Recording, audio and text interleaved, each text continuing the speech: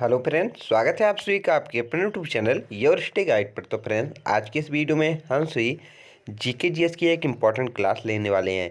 Friends, आप सभी को बता दें कि आप किसी भी एग्जाम की तैयारी कर रहे हो, चाहे यूपीपी की तैयारी कर रहे हो, एसएससी की कर रहे हो, रेलवे की कर रहे हो, रेलवे में जैसे ग्रुप डी हो गई, एनटीपीसी हो गई, इसकी कर रहे हो, बैंकिंग की कर रहे हो, या फिर एनडीए या सीडीएस, किसी भी वनडे एग्जाम की तैयारी कर रहे हो जिसमें जीके जीएस पूछा जाता है, तो उस एग्ज़ाम के लिए यह क्लास मोस्ट इम्पॉर्टेंट होने वाली है। क्योंकि फ्रेंड्स, इसमें ऐसे क्वेश्चन कराए जाएंगे जो आप सभी के एग्ज़ाम में पूछे जाएंगे। ऐसे क्वेश्चन एक भी नहीं है जो आप सभी के एग्ज़ाम से रिलेटेड नहीं है। क्वेश्चन जो है उसे कराया जाएगा, उसका पूरा एक्सप्लेनेशन भी साथ साथ कराया जाएगा, ताकि आप सभी की जो जीके जीएस में पकड़ है और अच्छी हो सके। या प्रैक्टिस सेट नहीं है, मान लीजिए तो दोस्तों प्रैक्टिस सेट ही है, लेकिन प्रैक्टिस सेट के जरिए ही आप सभी के जितने भी जीके जीएस के एक्स्ट्रा पॉइंट है वो भी साथ साथ बताए जाएंगे और आप सभी की पूरे जीके जीएस की रिवीजन कराई जाएगी। तो चलिए अब पढ़ना शुरू करते हैं। देखते हैं पहला क्वेश्चन।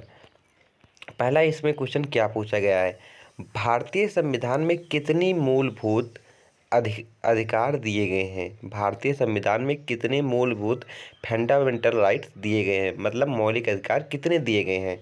तो राइट आंसर क्या है, तो 6 हैं। कितने हैं, 6। अगर बात कर लें कि जब हमारा भारतीय संविधान लागू हुआ था तो उसमें टोटल कितने फंडामेंटल राइट्स थे, तो उसमें टोटल 7 फंडामेंटल राइट्स थे। लेकिन 44वें संविधान संशोधन, किसके 44वें संविधान संशोधन 1978 के तहत, कब 1978 के तहत जो है 7वां मौलिक अधिकार जो था हमारा संपत्ति का अधिकार, इसे हटाकर जो है कानूनी अधिकार बना दिया गया है। इसलिए अब वर्तमान में हमारे पास कितनी फंडामेंटल राइट है, तो अब वर्तमान में 6 ही हमारे संविधान में फंडामेंटल राइट है।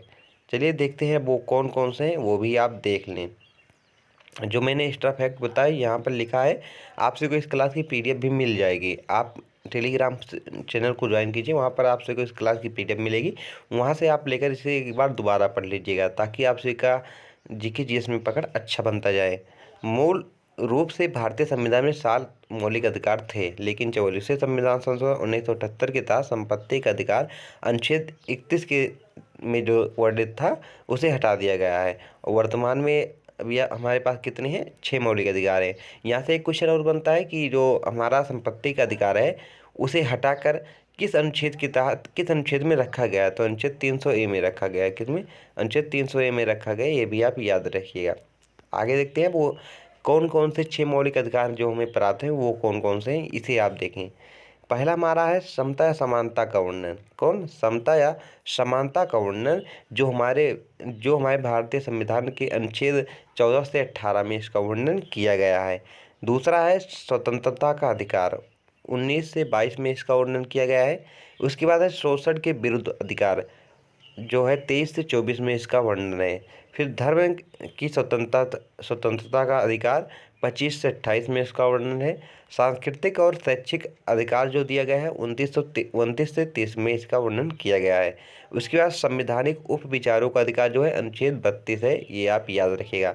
अनुच्छेद 32 के तहत अगर हमारे मौलिक अधिकार का कोई उल्लंघन होता है तो सुप्रीम कोर्ट होता है, जो हाई कोर्ट, सुप्रीम कोर्ट जो है सर्वोच्च न्यायालय, यह रिट जारी करता है। और 226 के तहत जो है हाई कोर्ट रिट जारी करता है कि अगर आपका किसी ने मौलिक अधिकार का हनन किया है तो उसे कोर्ट के सामने पेश किया जाए। इसमें 5 रिट जारी की जाती हैं, और कौन कौन से उसे बाद में बताएंगे, नहीं तो एक ही क्वेश्चन में काफ़ी समय हो जाएगा।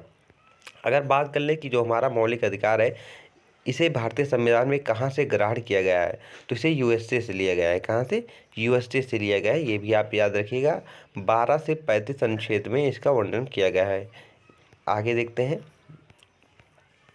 नेक्स्ट हमारा क्वेश्चन है, भारत के राष्ट्रपति को हटाने की प्रक्रिया किस अनुच्छेद में वर्णित है। भारत के जो राष्ट्रपति होते हैं उन्हें उनके पद से हटाने के लिए किस अनुच्छेद का प्रयोग किया जाता है, ये आपसे से पूछा जा रहा है। तो राइट आंसर क्या है, ऑप्शन हमारा ये बिल्कुल राइट है, अनुच्छेद 61। अनुच्छेद 61 में ऐसा कहा गया है।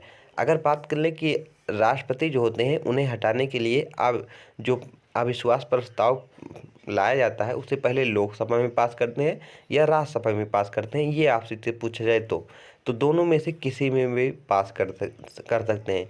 लेकिन सदस्य लोकसभा या राज्यसभा के दोनों में से 2/3 सदस्य इस प्रस्ताव को पास करें, तभी यह आगे बढ़ेगा। जब ये पास कर देंगे और सर्वोच्च न्यायालय के पास चला जाएगा, तब राष्ट्रपति को उनके पद से हटाया जा सकता है। किस अनुच्छेद के तहत? अनुच्छेद 61 के तहत। अगर बात कर लें कि जो राष्ट्रपति होते हैं उन्हें शपथ कौन दिलाता है, तो आर्टिकल 60 के तहत किस ना आर्टिकल 60 के तहत जो सुप्रीम कोर्ट के मुख्य न्यायाधीश होते हैं वो राष्ट्रपति को शपथ दिलाते हैं। कौन दिलाते हैं? सुप्रीम कोर्ट के मुख्य न्यायाधीश। अगर बात कर ले अनुच्छेद 356 में क्या दिया गया है, तो अनुच्छेद 356 में कहा गया है राष्ट्रपति शासन के बारे में। जो राष्ट्रपति होते हैं, अगर किसी राज्य में जैसे मान लो दंगा हो गया, वहाँ के मुख्यमंत्री और राज्यपाल जो है शासन संभालने में सक्षम नहीं है, तो राष्ट्रपति अपना शासन लगा लेते हैं अनुच्छेद 356 के तहत। और 360 में क्या है? 360 में वित्तीय आपात का वर्णन किया गया है। वित्तीय आपात जब जैसे देश हमारा प्यारा भारत क्या है? इंडिया है। क्या है? इंडिया। हमारा देश क्या है? इंडिया। अगर मान लो इंडिया में जो पैसों की कमी आ जाए, पैसे नहीं हो पा रहे हैं, बेरोजगारी बहुत बढ़ जाए, भुखमरी हो जाए, किसी के पास पैसे ना हो, तो उस समय क्या लगेगा? उस समय वित्तीय अपराध लगेगा। किस अनुच्छेद के तहत लगेगा? 360 के तहत लगेगा, ये भी आप याद रखिएगा। तो हम सबका राइट आंसर क्या था? हम सबका राइट आंसर ऑप्शन ए है कि राष्ट्रपति को उनके पद से हटाने के लिए किस अनुच्छेद का प्रयोग किया जाता है? अनुच्छेद 61 का किया जाता है, ये आप याद रखिएगा। यहाँ पर नीचे दिया गया है, इसे आप देख सकते हैं। राष्ट्रपति को हटाने की प्रक्रिया अनुच्छेद 61 में दी गई है। इस प्रक्रिया में संसद के दोनों सदनों लोकसभा और राज्यसभा में विशेष बहुमत से प्रस्ताव पारित किया जा सकता है। राष्ट्रपति को उनके पद से हटाने की जो प्रक्रिया होती है उसे क्या कहते हैं? उसे महाभियोग कहते हैं, ये भी आप याद रखिए, ये भी पूछा जा सकता है। वहीं अगर बात कर लें कि जो उपराष्ट्रपति होते हैं उन्हें हटाने के लिए सबसे पहले अविश्वास प्रस्ताव किस सदन में पास करना पड़ता है? लोकसभा में या राज्यसभा में? तब आप सभी का राइट आंसर क्या है होगा? राज्यसभा में। किसमें पेश किया जाता है? राज्यसभा में। लेकिन राष्ट्रपति में किसी भी सदन में आप पास कर सकते हैं। आगे देखते हैं कि भारतीय संविधान की प्रस्तावना प्रेम्बल में कौन कौन से शब्द जो है 42वें संविधान संशोधन 1976 के द्वारा जोड़े गए थे। भारतीय संविधान की प्रस्तावना जो है इसमें कौन कौन से शब्द जो है अनुच्छेद 42वें के तहत जोड़े गए थे? तो राइट आंसर क्या है? ऑप्शन हमारा ये बिल्कुल राइट है, समाजवादी, धर्मनिरपेक्ष, अखंडता। ये तीनों शब्द जो हैं 42वें संविधान संशोधन 1976 के तहत जोड़े गए। अगर बात कर लें कि जो हमारी प्रस्तावना है इसमें कितने अनुच्छेद हैं, तो इसमें 36 से 51, मतलब अनुच्छेद 36 से लेकर 51 तक में जो है हमारे मतलब प्रस्तावना जो है इसका वर्णन किया गया है। इसे भाग 4 में रखा गया है। कहाँ से में? भाग 4 में रखा गया है, ये भी आप याद नहीं दोस्तों, ये नहीं है, ये मैंने आपको जो बता दिया 36 से 51 DPSP का वर्णन है जो आयरलैंड से लिया गया है, भाग 4 में रखा गया है। जो प्रस्तावना है इसे जो है हमारे जो प्रथम प्रधानमंत्री थे पंडित जवाहरलाल नेहरू जी ने, उन्होंने संविधान में उद्देशिका के नाम से जोड़ने का सिफारिश किया था। इसे कब किया गया था? 13 दिसंबर को किया था। 13 दिसंबर 1946 को जो पंडित जवाहरलाल नेहरू जी हैं उन्होंने प्रस्तावना को जोड़ने का मतलब मत रखा था, तो 22 जनवरी 1947 को इसे संविधान में जोड़ा गया, ये भी आप याद रखिएगा। आज तक केवल प्रस्तावना में केवल एक ही बार संविधान संशोधन हुआ है, वो केवल एक ही बार संशोधन हुआ हो, वो भी 42वें संविधान संशोधन 1976 के द्वारा ही हुआ था। उसके बाद अभी तक प्रस्तावना में एक भी संशोधन नहीं हुआ है, ये भी आप याद रखिएगा। आगे देखते हैं जो अभी हुआ है इस जो मतलब तीनों शब्द जोड़ेंगे उसका अर्थ क्या होता है ये देख लें। समाजवादी क्या है? तो समाज में समान आर्थिक व्यवस्था को बढ़ावा देना ही क्या कहलाता है? समाजवादी कहलाता है। उसके बाद धर्मनिरपेक्ष क्या है? तो सरकार किसी भी धर्म को बढ़ावा नहीं देगी और सभी धर्मों को समान मान्यता देगी, यही धर्मनिरपेक्ष है। अखंडता क्या है? तो भारत की एकता और संप्रभुता को बनाए रखना ही क्या है? अखंडता है। आगे देखते हैं हम, भारतीय संसद के किस सदन को अस्थाई सदन कहा जाता है? भारतीय संसद के किस सदन को अस्थाई सदन कहा जाता है? तो राइट आंसर क्या है? राज्यसभा। राज्यसभा जो हमारा होता है वो अस्थाई सदन है। संसद जो है इसके दो सदन होते हैं। संसद जो है इसके दो सदन होते हैं। कौन कौन से होते हैं? तो एक लोकसभा होता है, एक राज्यसभा होता है। राज्यसभा जो है अस्थाई सदन है, इसमें क्योंकि यह कभी भंग नहीं होता है। लेकिन लोकसभा जो है यह अस्थाई सदस्य अस्थाई सदन है, क्योंकि यह भंग हो जाता है। आर्टिकल 85 के तहत जो है राष्ट्रपति प्रधानमंत्री के कहने पर इसे भंग कर देते हैं, इसलिए यह अस्थाई सदन है।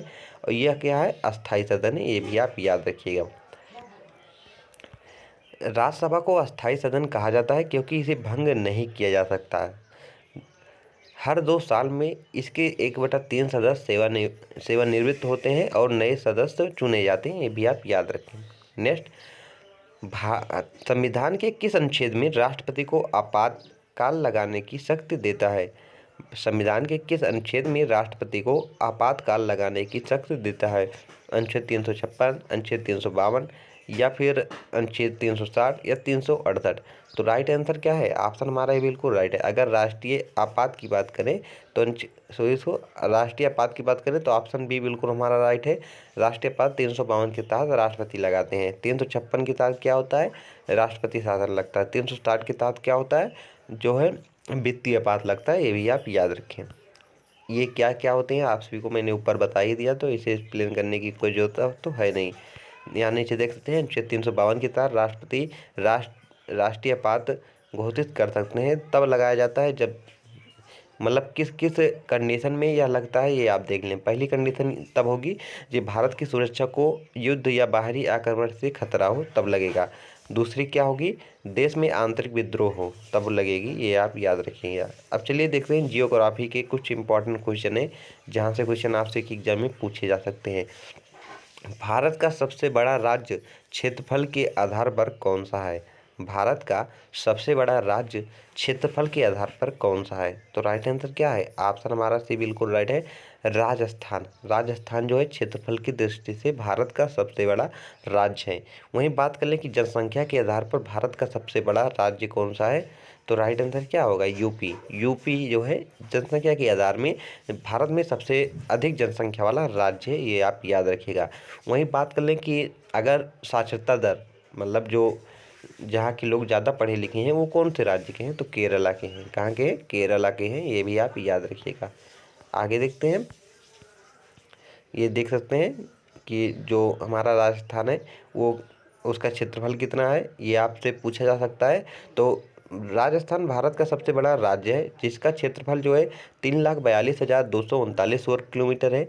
यह क्षेत्रफल की दृष्टि से सबसे बड़ा राज्य है, जबकि उत्तर प्रदेश जनसंख्या के हिसाब से सबसे बड़ा राज्य है। मैंने जो सब बताया वही सब लिखा है, इसे आप टेलीग्राम से जुड़कर PDF को लेकर दोबारा पढ़ लीजिएगा।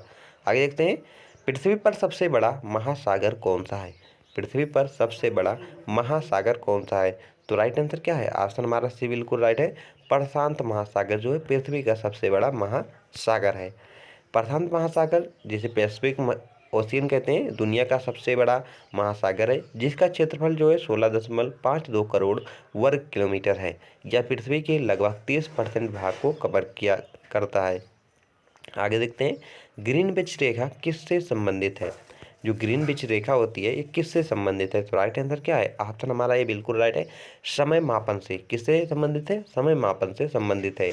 वहीं बात कर लें कि कर्क रेखा, कर्क रेखा भारत के कितने राज्यों से होकर गुजरती है और यह भारत को कितने भागों में बांटती है, ये आपसे से पूछा जा सकता है। तो कर्क रेखा जो है भारत की 8 राज्यों से गुजरती है। कौन कौन से हैं? गुजरात हो गया, राजस्थान हो गया, मध्य प्रदेश हो गया, उसके बाद छत्तीसगढ़ हो गया, क्या छत्तीसगढ़ हो गया, झारखंड हो गया, क्या हो गया फ्रेंड? झारखंड हो गया। झारखंड झारखंड की अगर बात कर लें, झारखंड हो गया, मिजोरम हो गया, त्रिपुरा हो गया, पश्चिम बंगाल हो गया। इन राज्यों से होकर कर्क रेखा हमारे मतलब गुजरती है और यह भारत को 2 बराबर भागों में बांटती है, ये भी आप याद रखिएगा। जैसे देखिए वैसे बना दे रहे हैं, उतना अच्छा बन नहीं पाएगा, लेकिन मतलब समझाने के लिए आप समझ सकते हैं। जैसे मान लो ये हमारा भारत है, बन नहीं पाएगा, रहने दीजिए दोस्त। आगे देखते हैं, ग्रीनविच रेखा को प्रधान मध्याह्न भी कहा जाता है। यह जीरो देशांतर रेखा होती है जिससे अंतर्राष्ट्रीय समय गणना की जाती है। आगे देखते हैं, भारत में किस नदी को दक्षिण गंगा कहा जाता है? भारत में किस नदी को दक्षिण गंगा कहा जाता है? क्या कृष्णा को, गोदावरी को, कावेरी को या फिर नर्मदा को? तो राइट आंसर क्या है? ऑप्शन हमारा बी बिल्कुल राइट है। गोदावरी नदी जो है इसे दक्षिण की गंगा कहा जाता है। गोदावरी नदी को दक्षिण गंगा कहा जाता है। यह भारत की सबसे लंबी नदी है जिसकी लंबाई 1465 किलोमीटर है। यह महाराष्ट्र, तेलंगाना, आंध्र प्रदेश, छत्तीसगढ़ और उड़ीसा से होकर बहती है। आप राज्यों के नाम याद रखिएगा, ये पूछा जा सकता है। महाराष्ट्र से, तेलंगाना से, आंध्र प्रदेश से और छत्तीसगढ़ से होकर बहती है। नेक्स्ट, सबसे ऊंची चोटी माउंट एवरेस्ट किस देश में स्थित है? सबसे ऊंची चोटी जो है माउंट एवरेस्ट किस देश में स्थित है? तो राइट आंसर क्या है? ऑप्शन हमारा बी बिल्कुल राइट है, नेपाल। कहाँ पे स्थित है? नेपाल है। अगर बात कर लें कि माउंट एवरेस्ट की ऊंचाई कितनी है, तो 8,848 किलोमीटर दोस्तों मीटर इसकी ऊंचाई है, ये भी आप याद रखिएगा। नेक्स्ट देखते हैं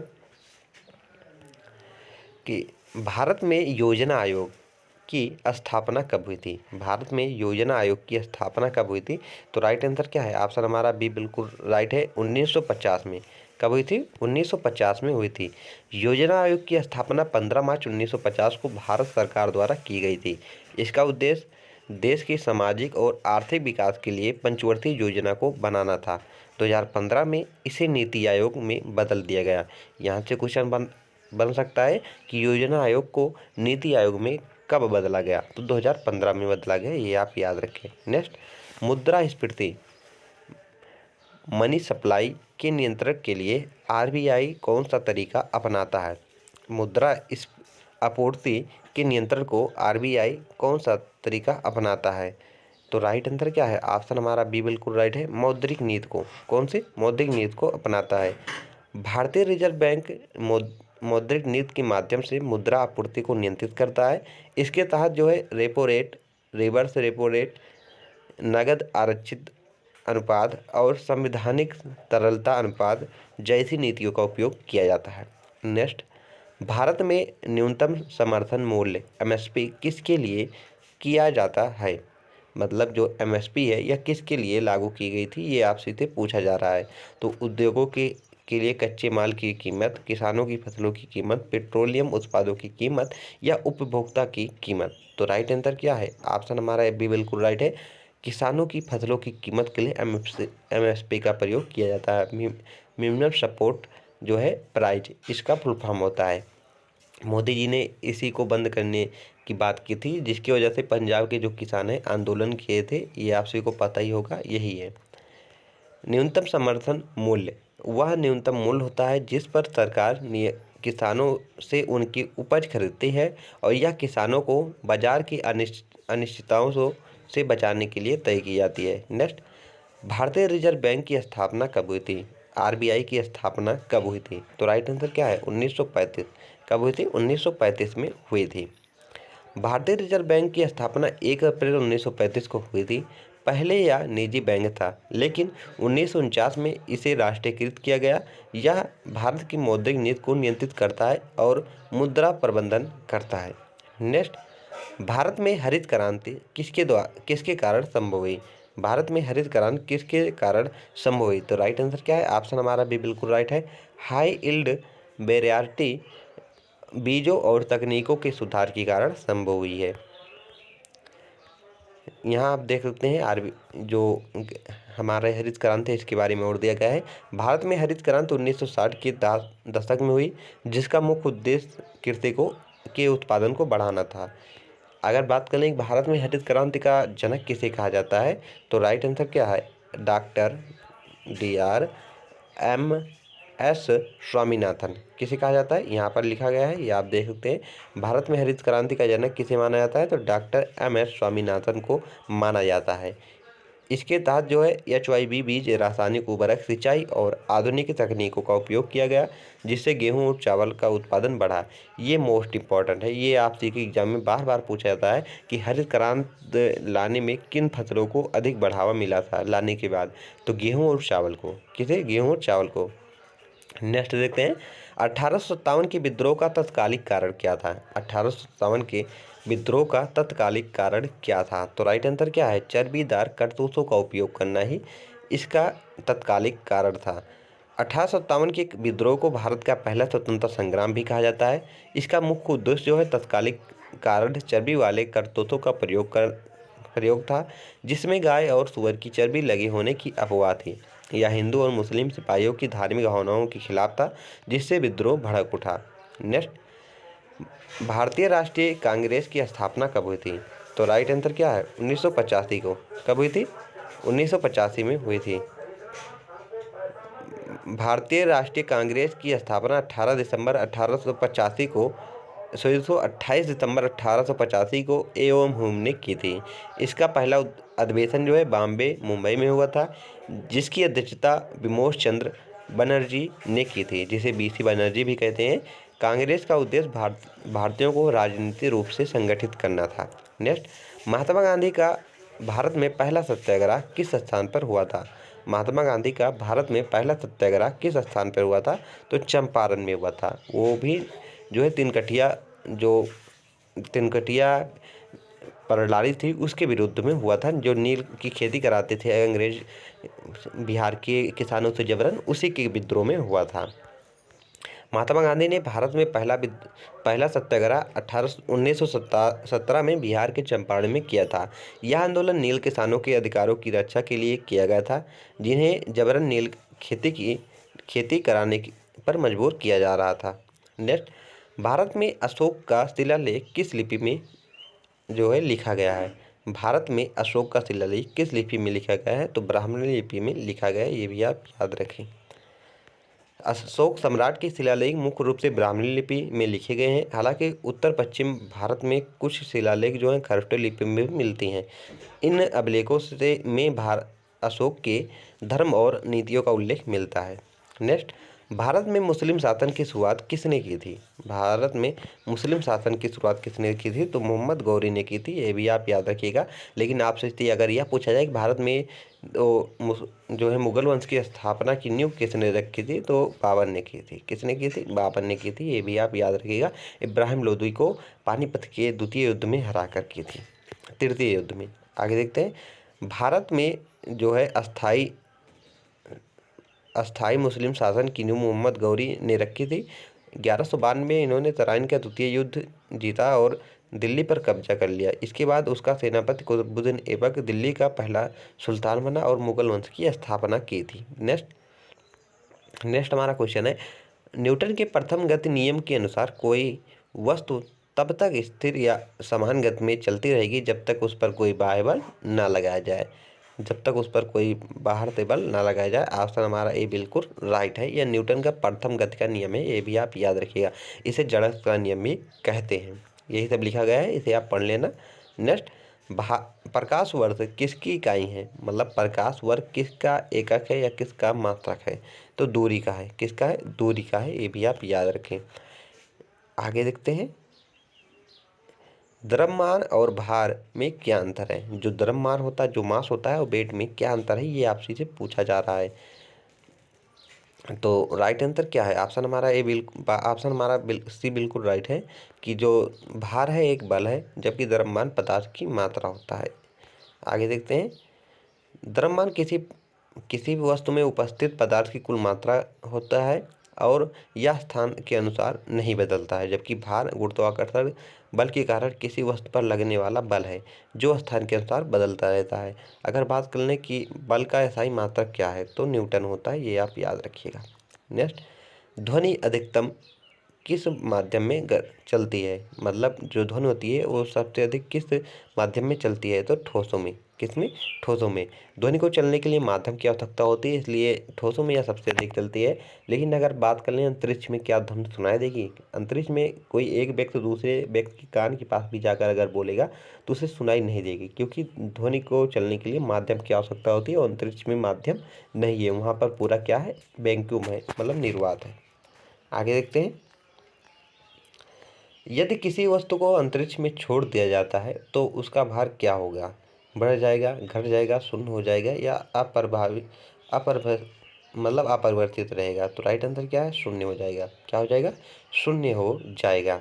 अंतरिक्ष में गुरुत्वाकर्षण बल का प्रभाव न होने के कारण किसी भी वस्तु भारहीन हो जाती है। हालांकि इसका द्रव्यमान वैसा ही वैसा बना रहता है, लेकिन भार जो है शून्य हो जाता है, क्योंकि भार बराबर क्या होता है? द्रव्यमान गुणे गुरुत्वाकर्षण होता है। जब गुरुत्वाकर्षण शून्य हो जाएगा तो भार भी वहाँ पर शून्य हो जाएगा। आगे देखते हैं। बस फ्रेंड्स, आज के लिए इतना ही। अगर आपसे कोई वीडियो पसंद आया हो तो चैनल को सब्सक्राइब करिएगा, वीडियो को लाइक करिएगा और एक प्यारा सा कमेंट जरूर बताइएगा कि आप सभी को वीडियो कैसा लगा है। अगर वीडियो पसंद आ रहा है तो चैनल को सब्सक्राइब करना ना भूलिएगा। चलिए मिलते हैं नेक्स्ट वीडियो में, तब तक के लिए बाय बाय।